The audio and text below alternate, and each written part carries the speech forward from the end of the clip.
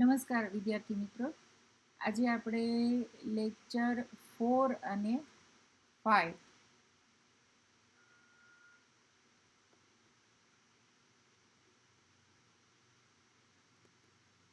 એમાં unit 2 pattern making વિશે ભણીશું. Unit 2 pattern મેકિંગની પદ્ધતિમાં drafting, paper pattern, block pattern અને લેઆઉટ આટલા ચેપ્ટરનો સમાવેશ કરવામાં આવે છે. સૌથી પહેલાં આપણે જોઈએ તો ડ્રાફ્ટિંગ એટલે શું? ડ્રાફ્ટિંગના પ્રકારમાં નાના માપનું ડ્રાફ્ટિંગ, મોટા માપનું ડ્રાફ્ટિંગ અને કાપડ ઉપરનું ડ્રાફ્ટિંગ. સૌથી પહેલાં તો ડ્રાફ્ટિંગ એટલે શું? ડ્રાફ્ટિંગ એટલે કે પહેલાં આપણે માપ વિશે સમજી લીધું. માપ લીધા પછીની જે કંઈ આપણે પ્રક્રિયા કરીએ છીએ એને આપણે ડ્રાફ્ટિંગ કહીએ છીએ. ડ્રાફ્ટિંગ કરવા માટે એટલે ડ્રાફ્ટિંગનો અર્થ જ એ થાય કે એક સ્કેચ તૈયાર કરવો. કોઈ પણ માપ લીધા પછી એના લંબાઈ, પહોળાઈ, શોલ્ડર કે જે કંઈ એના ડિઝાઇનને લગતા જે કંઈ પાર્ટ્સ છે એ પાર્ટ્સનો કમ્પ્લીટ સ્કેચ તૈયાર કરવામાં આવે છે એને ડ્રાફ્ટિંગ કહેવામાં આવે છે. આપણે વિદ્યાર્થી મિત્રો જ્યારે લેબમાં કોઈ પણ કાર્ય કરીએ છીએ તો સૌથી પહેલાં આપણે ડ્રાફ્ટિંગ શીખીએ છીએ. એટલે ડાયાગ્રામ તૈયાર કરવો. આપણે સાદી ભાષામાં એમ કહીએ કે આપણે પહેલાં ડાયાગ્રામ તૈયાર કરવો પડશે, પછી એ ડાયાગ્રામ પ્રમાણે પેટર્ન નક્કી કરવી પડશે અને એ પેટર્ન કર્યા પછી પછી એ પેપર પેટર્નમાં પણ કરી શકીએ પેટર્ન અને બ્લોક પેટર્નમાં પણ આપણે તૈયાર કરી શકીએ અને પછી એનું કાપડ ઉપર કટિંગ કરીએ છીએ. પણ માપ લીધા પછીનો સૌથી પહેલો તબક્કો આવશે ડ્રાફ્ટિંગ. ડ્રાફ્ટિંગના 3 પ્રકાર છે. નાના માપનું ડ્રાફ્ટિંગ, મોટા માપનું ડ્રાફ્ટિંગ અને કાપડ ઉપરનું ડ્રાફ્ટિંગ. વિદ્યાર્થી મિત્રો, આપણે જ્યારે નાના માપનું ડ્રાફ્ટિંગ કોને કહી શકાય? તો જ્યારે આપણે લેબમાં, આપણે જર્નલમાં કે પ્રેક્ટિકલ બુકમાં જ્યારે સ્કેચ આખું જે તૈયાર લંબાઈ અને પહોળાઈ, તો તમને ખ્યાલ હશે કે આપણે જે કંઈ નંબર હોય એ નંબર પ્રમાણે લંબાઈ, પહોળાઈ, શોલ્ડર, ડાર્ટ્સ જે કંઈ માપ આપણે નોટબુકમાં સ્કેલ માપની મદદથી કરીએ છીએ એને નાના માપનું ડ્રાફ્ટિંગ કહેવામાં આવે છે. પછી એ સ્કેલ માપની આપણે તમને એ પણ ખ્યાલ હશે કે 1:10, 1:5 માપ પ્રમાણેના સેન્ટીમીટરના જે માપ એમાં આપેલા હોય એ પ્રમાણે આપણે જે કંઈ ડ્રાફ્ટ કરીએ છીએ એને નાના માપનું ડ્રાફ્ટિંગ અથવા તો આપણે એમ કહીએ કે ડાયાગ્રામ તૈયાર કર્યો કહેવાય. તો આ રીતે આપણે તમને કંઈક એવું યાદ આવ્યું હશે તો આપણે આ પ્રકારનું જે ડ્રાફ્ટિંગ તૈયાર કરીએ છીએ એને આપણે નાના માપનું ડ્રાફ્ટિંગ કહીશું. પછી છે મોટા માપનું ડ્રાફ્ટિંગ. તો મોટા માપનું ડ્રાફ્ટિંગ કરવા માટે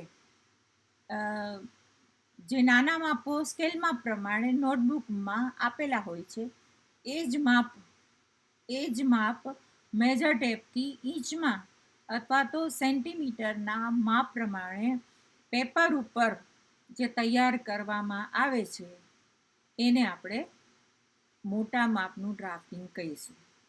પછી એ કોઈ પણ પેપર ઉપર આપણે રફ પેપર ઉપર પસ્તીના કાગળ કે જે કંઈ ન્યૂઝપેપરના કાગળ હોય છે રફ પેપર એના ઉપર કરીએ છીએ, બ્રાઉન પેપર ઉપર કરીએ છીએ અને એ પેપર ઉપર જે મોટા માપનું માપ કરીએ છીએ નાના માપના માપ પ્રમાણે એને આપણે કહી શકીએ મોટા માપનું ડ્રાફ્ટિંગ.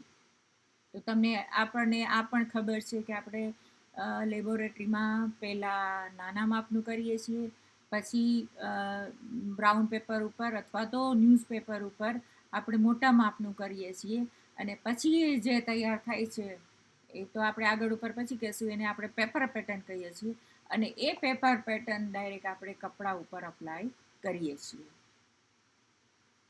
તો આ બીજો પ્રકાર છે મોટા પ્રકારનું ડ્રાફ્ટિંગ, મોટા માપનું ડ્રાફ્ટિંગ.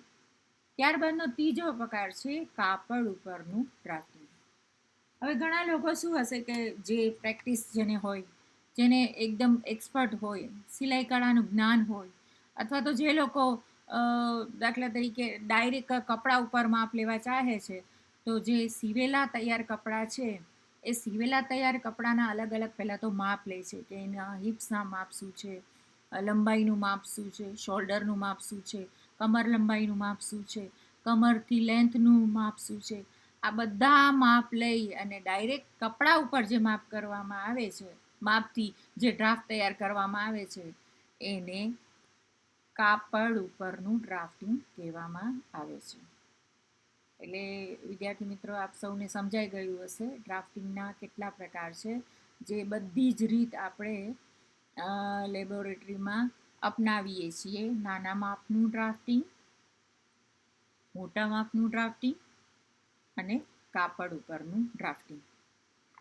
હવે વિદ્યાર્થી મિત્રો, આ ડ્રાફ્ટ આપણે તૈયાર જે કંઈ કરીએ છીએ તો એ કરવા માટેના પણ શું હોય છે કે ચોક્કસ એના નિયમો હોય છે અથવા તો એના સિદ્ધાંતો હોય છે. એ સિદ્ધાંતો કયા કયા છે?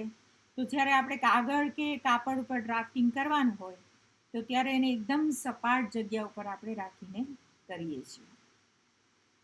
પછી ડ્રાફ્ટિંગ માટેનો જે કાગળ છે એ લેન્થ વાઇઝ ગોઠવવામાં આવે છે, જેથી કાપડ ઉપર પણ કટિંગ કરતી વખતે એ લેન્થ વાઇઝ ગોઠવાય એનો આપણને ખ્યાલ રહે. ત્યારબાદ ડ્રાફ્ટિંગ હંમેશા કાગળ અથવા તો કાપડ ઉપર આપણે ઊંધી દિશા તરફ જ કરી છે. શું કામ ઊંધી દિશામાં? તો જે કંઈ પેન કે ચોક કે પેન્સિલના જે કંઈ માર્ક છે એ માર્ક એના ઉપર પડે નહીં, એટલા માટે આપણે હંમેશા ઊંધી દિશામાં કરીએ છીએ.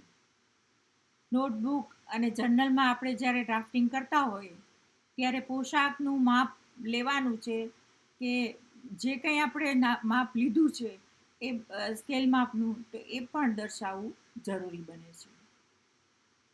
ડ્રાફ્ટિંગ કરેલ કાગળ ઉપર જે વ્યક્તિ માટેનું ડ્રાફ્ટિંગ કરેલ છે એનું નામ અને વધારાની સૂચના પણ લખવામાં આવે છે.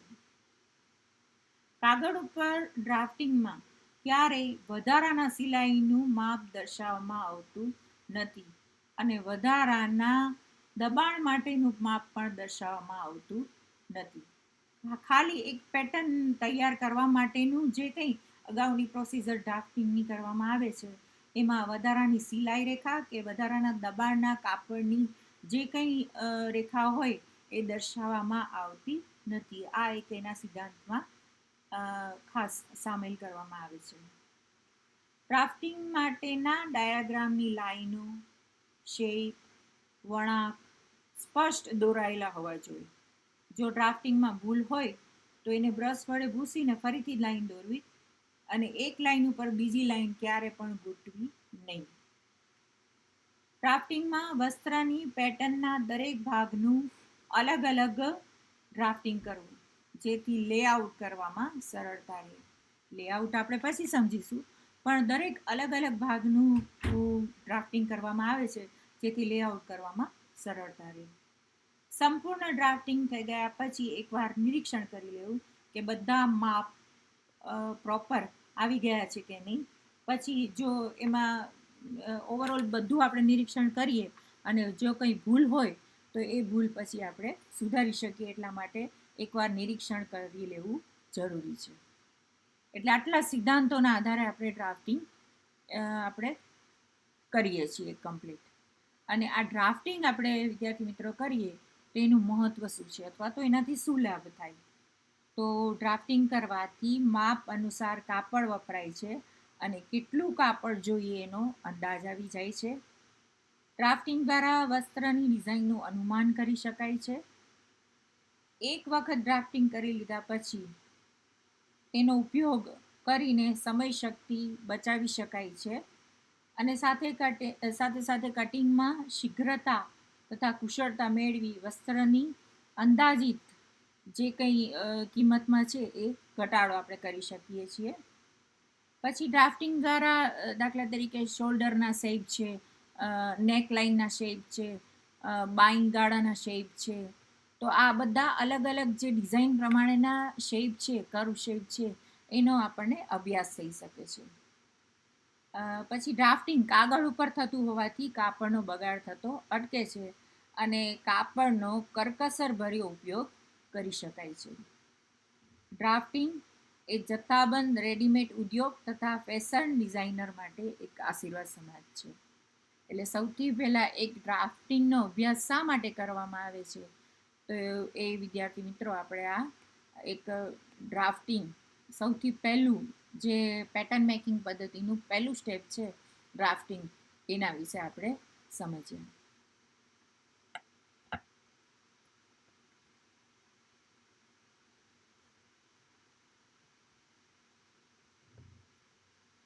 હવે ત્યારબાદ આપણે આગળ જોઈએ તો પેપર પેટર્ન.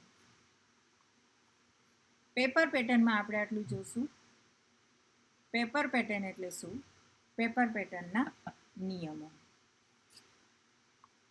હવે તમને અડધું તો આપણે વિદ્યાર્થી મિત્રો ડ્રાફ્ટિંગ ઉપરથી જ આપણને સમજાઈ ગયું હશે કે પેપર પેટર્ન એટલે શું. ડ્રાફ્ટિંગ કર્યા પછી એ જે કંઈ આપણે દાખલા તરીકે અહીંયા ડ્રો કરેલો છે, હવે એનું આપણે કટિંગ કરીશું અને એ કટિંગ જે આપણી પાસે તૈયાર થાય છે, અહીંયા વિદ્યાર્થી મિત્રો કટિંગ કરેલો એક પાર્ટ બતાવવામાં આવ્યો છે, એને આપણે પેટર્ન કહીએ છીએ. આમ તો પેટર્ન ડ્રાફ્ટિંગ કહીએ, પણ એને પેપર પેટર્ન કહેવામાં આવે છે. હવે પેપર પેટર્ન જે છે તો એની પણ એક આપણે એમ કહીએ ને કે એની પણ એના ચોક્કસ નિયમો હોય છે, એના સિદ્ધાંતો હોય છે, અને એ સિદ્ધાંતોના આધારે જ પેપર પેટર્ન એક તૈયાર થાય છે. તો એના સિદ્ધાંતો છે, પેપર પેટર્ન હંમેશા બ્રાઉન પેપર અથવા તો આપણે તો ન્યૂઝપેપરમાં પણ કરીએ છીએ, પણ હંમેશા બ્રાઉન પેપર જ ઉપર કરી શકાય છે. બ્રાઉન પેપરમાં ઊંધી બાજુએ પેપર પેટર્નનો ડાયાગ્રામ દોરવો, હંમેશા ઊંધી બાજુએ દોરવામાં આવે છે. બ્રાઉન પેપરમાં ચળકતી સપાટી ઉપર ઊભી લીટી પ્રમાણે ડાયાગ્રામ આવે તે પ્રમાણે લેન્થ વાઇઝ બ્રાઉન પેપર ગોઠવવું. આપણે જ્યારે બ્રાઉન પેપર લઈએ છીએ કટિંગ માટે, તો એમાં ખાસ એ જોવામાં આવે છે એની ઊભી લાઈન, મતલબ એની જે લાઇનિંગ છે એ ઊભી આવે. શું કામ ઊભી આવે? એ રીતે કારણ કે આપણે કોઈ પણ વસ્ત્રનું કટિંગ કરીએ છીએ તો ઊભા પન્ના પ્રમાણે ગોઠવીએ છીએ, તો આ પણ એની લેન્થ વાઇઝ ઊભી લાઈન પ્રમાણે આપણે એનું પેપરની ડ્રાફ્ટ તૈયાર કરવામાં આવે છે. પેપર પેટર્ન બનાવતા પહેલાં જે તે વસ્ત્રની પસંદગી, તેની પેટર્ન અને તેના ચોક્કસ માપ સાથે વ્યક્તિની શારીરિક દેહરચના અંગે સાઇઝ અને સમજણ હોવી જરૂરી છે. પેપર પેટર્ન ઘડીમાં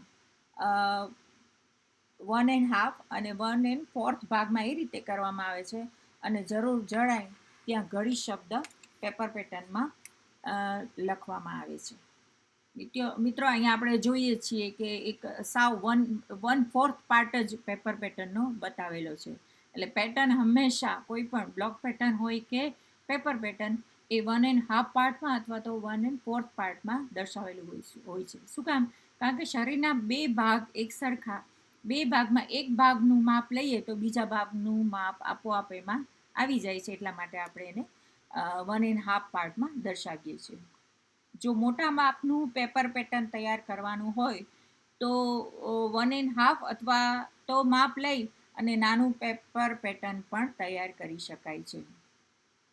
પેપર પેટર્ન બનાવતી વખતે સામાન્ય રીતે સિલાઈનો ભાગ કે અન્ય વધારાના કાપડ કે દબાણના ભાગનો ઉલ્લેખ કરવામાં આવતો નથી, પરંતુ જ્યારે કાપડ ઉપર, હવે આ એક ખાસ મેટર છે વિદ્યાર્થી મિત્રો, આપણે પેપર પેટર્ન ઉપરથી કાપડ ઉપર હવે આપણે જ્યારે એનો અપ્લાય કરવા જઈ રહ્યા છીએ, તો આમાં તો વધારાના ભાગ, દબાણનો ભાગ કે સિલાઈનો ભાગ દર્શાવેલો હોતો નથી, પણ આ પેટર્ન જ્યારે આપણે કાપડ ઉપર રાખીએ છીએ ત્યારે કાપડ ઉપર કટિંગ રેખા, વધારાના ડાર્ટ્સ કે પ્લીટ્સનું કાપડ કે સિલાઈ રેખાનો ભાગ હંમેશા આપણે દર્શાવીએ છીએ. પેપર પેટર્નમાં સ્લીવની પેટર્ન બનાવવાની હોય ત્યારે ડાબી અને જમણી બાજુ સ્લીવની અલગ અલગ પેટર્ન તૈયાર કરવાની હોય છે. આ પણ આપણને ખ્યાલ જ છે કે સ્લીવની ડાબી અને જમણી સાઈડ. શું કામ? કે કોઈ પણ પ્રિન્ટેડ ક્લોથ હોય તો આપણે એને એક સરખું ઉપર એકબીજા ઉપર આવે એ રીતે રાખીને સીધી આપણે બાયનું કટિંગ ઘડી પ્રમાણે ના કરી શકીએ. એને આખું અહીંયા બતાવેલું છે એ રીતે ખોલી અને એની ડાબી અને જમણી પાર્ટ સીધો આવે એ રીતે આપણે ગોઠવીને કરી શકીએ છીએ. પેપર પેટર્નમાં સ્લીવની પેટર્ન બનાવવાની હોય ત્યારે જમણી અને ડાબી બાજુ સ્લીવની અલગ અલગ આ રીતે તૈયાર કરવાની હોય છે.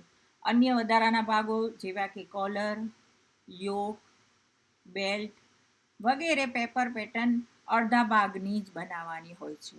બધા પાર્ટ વિદ્યાર્થી મિત્રો અડધા ભાગનું. પેપર પેટર્નમાં ક્યાંય રેખાને ઘૂંટવી જોઈએ નહીં. જો લાઈન ખોટી દોરાઈ ગઈ હોય તો છેકીને ફરીથી નવી લાઈન દોરવી. પેપર પેટર્ન પર આવતી બધી જ નિશાનીઓ કરવી જરૂર છે. આગળ ઉપર આપણે જોશું કે કયા કયા પ્રકારની નિશાનીઓ આવે છે એ. પેપર પેટર્નના ભાગ ઉપર વસ્ત્રનું નામ, વ્યક્તિનું નામ, સ્કેલ માપના ઇન્ડિકેટરનો નિર્દેશ કરવો જરૂરી છે.